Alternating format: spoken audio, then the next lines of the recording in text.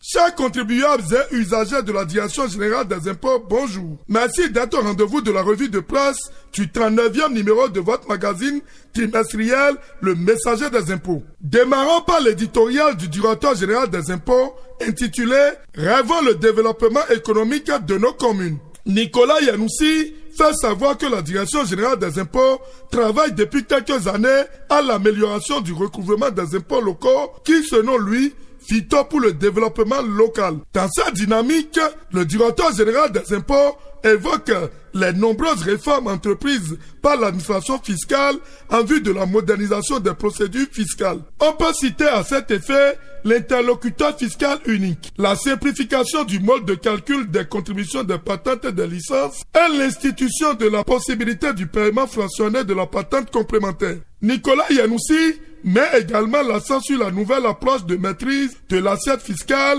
au moyen des machines électroniques certifiées de facturation MESEF. L'objectif est de faciliter les rapports du secteur privé avec l'administration afin d'optimiser le développement économique et social et les performances du Bénin. L'intégralité de l'éditorial est à lire à la page 4 du magazine. Sur un autre registre, parlons de la loi de finances pour la gestion 2022. La plateforme des propositions fiscales du secteur privé béninois a été présentée au cadre du ministère de l'économie et des finances le vendredi 23 juillet 2021. C'était lors d'une rencontre du cadre de concertation secteur privé, secteur public. Le contenu de ces échanges est à lire à la page 5. Le messager des impôts nous apprend que les membres de l'Association nationale des agences immobilières du Bénin, ANAIB, sont désormais mieux informés sur leurs obligations et droits fiscaux. Ils ont bénéficié, le 30 septembre 2021, d'une séance d'échange avec des cadres de la Direction générale des impôts. Occasion pour l'administration fiscale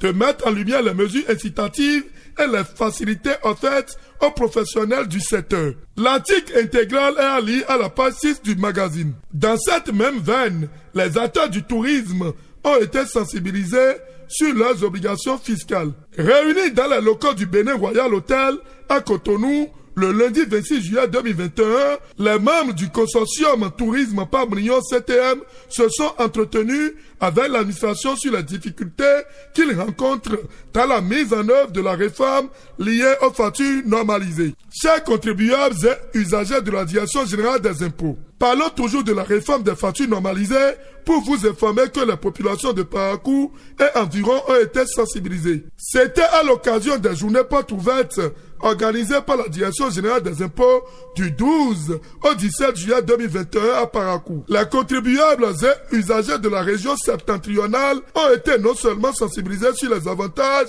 de la réforme, mais également assistés en ce qui concerne la mise à jour diffus, identifiant fiscal unique et la création de comptes sur la plateforme IMESEF pour l'émission de factures normalisées. L'intégralité de l'article est à découvrir à la page 7.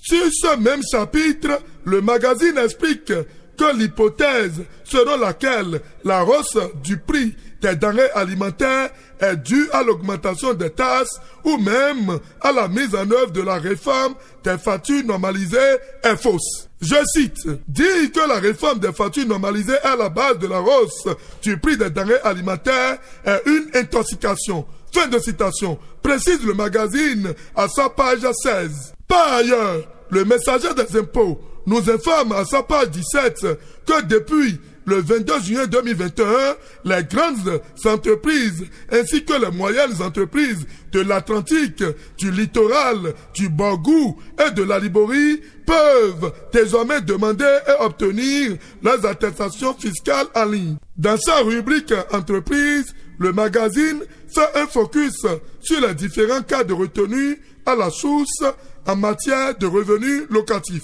Découvrez l'intégralité de l'article à la page 22. Finissons cette revue par la rubrique santé. Le magazine s'est intéressé à une maladie qui peut causer des crises douloureuses. Il s'agit bien sûr des hémorroïdes.